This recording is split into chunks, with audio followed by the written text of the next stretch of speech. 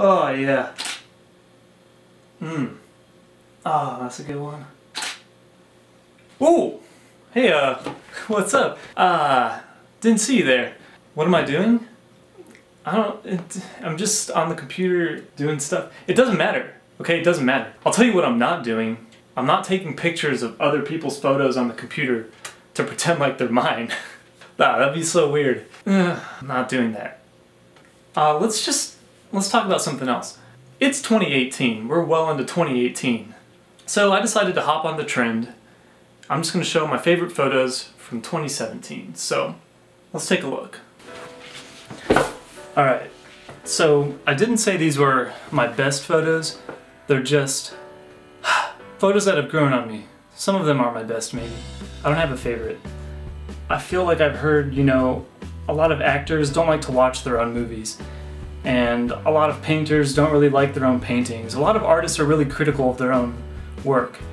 But with photography, especially landscape photography, all of us landscape photographers actually really like our own photos. The reason that is because when you look at a photo that you've taken, there's a story behind that photo that you know.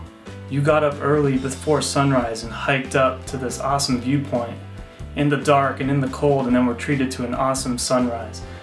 Or, you know, you spent a night out in the woods and then found this composition and everything just comes together and it works so great. So every photo has a story behind it. So with photography, I think, yeah, it's acceptable and it's probably pretty common that photographers are pretty proud and they like to look at their own photos.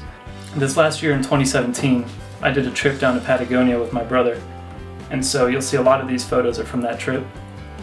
That's when after I got back is when I started my YouTube channel. But anyway, let's just get started here. I'm going to start with this one. This is the first picture I took when I got down to Chile on my Patagonia trip. And I showed up there, and there's a ton of people. So I just waited for them to move, and then I moved in. And everyone's just hand-holding their cameras, and you know, they've got their cell phones out or just a point and shoot.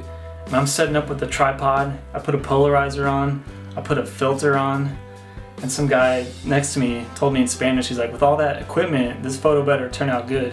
And I was all nervous, like, yeah, it better turn out good. And I think it did. I think it turned out excellent. One of my favorite photos. It's just peaceful. And I just love the way that the green moss in those rocks, the green algae, just kind of pops out. It's just an awesome, like, beautiful, symmetric scene that I absolutely love. And now I'll go to another photo in Patagonia. This one is just pure color. I mean, awesome. And this was actually an accident.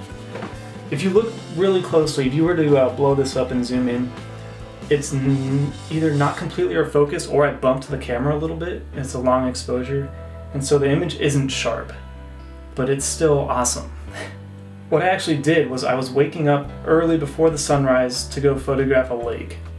And as I was walking, I kind of looked behind me and saw all these colors just appearing in these clouds. And I set up my camera super quick. I got out my long lens, and I didn't have the adapter to put a neutral density filter on that lens. So literally what I did was I held the filter in front of the lens and ran the timer. And as I was holding the filter, I was looking up how long the exposure had to be. It was a complete mess, like completely unprofessional and rushed. But the image came out amazing. And I'm not kidding you, like a minute later, all these colors were gone and the sky was gray again. I just like captured the moment right at the last second. And I don't know, I just love that image. Okay, well, look at this one. Most people won't think it's anything impressive, but I just really liked it. It's just a peaceful river scene with some rocks.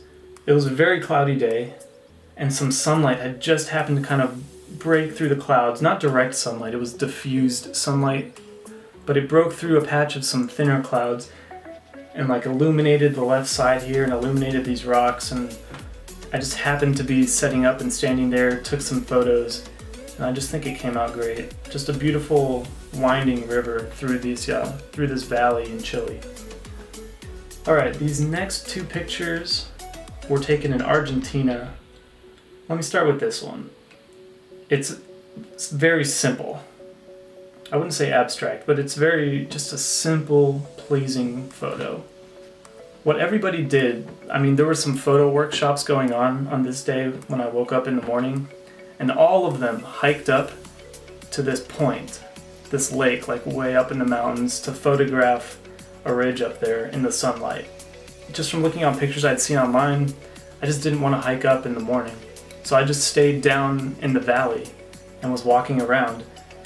And I looked way off to my right, and this composition appeared. It was way off in the distance. I'm at like 200 millimeters right here. I just had to take this photo. A photo that nobody else saw because everyone else was hiking up to this ridge. But I just loved the way that these stratus layers of color in the clouds were appearing right on the horizon. And with my long lens, I was able to just zoom way in and just capture that moment I saw way out in the distance. Now this photo I also love. And all I had to do was, after I took that photo you just saw, I just turned 90 degrees to my left and the moon was positioned right here in between the Fitzroy mountain range here, this massive. Just easy photo and lucky as well. But I would not have gotten this shot had I hiked up to the had I hiked up with all the other photographers. When every photographer is hiking up somewhere and you're just like, it kind of makes me feel like, am I gonna miss out on something if I don't go? I didn't miss out. I think they missed out because this is a photo that I just absolutely love. Just the timing was perfect. So let me show you a photo of the mountains up there if you had hiked up to this lake where all the other photographers went. I hiked up in the day. The sun was out, it was bright, not good for photography, but I took this panorama, black and white, of these mountains, and the mountains are just so jagged and so rugged. I mean, this is just iconic of Patagonia, this mountain range. And so the shape of the mountains, I think, just really is extremely powerful, and so I love this in a black and white photo. In color, no way, just doesn't work. But black and white, it's awesome. The contrast with the snow and then the dark rock and all the shadows and the bright sun, I think it's just absolutely amazing. And it's a panorama. I actually printed this out to be huge. I think it was like 60 inches and it's pin sharp. It just absolutely looks great. This is an abstract image. Very simple, abstract. It was actually a photo I took on my very first ever YouTube video. It's an awful video, don't ever watch it. But the photo I think is pretty good. This is in Washington State in an area called the Palouse. It's a, agricultural farming area, and it's got all these rolling hills covered in crops. And if you get there on an early morning sunrise or for the sunset, the shadows that are cast from the rolling hills are just really cool. It's abstract and it's weird and it's so green, so I love it. Alright, let's go to some 2 night sky photography photos.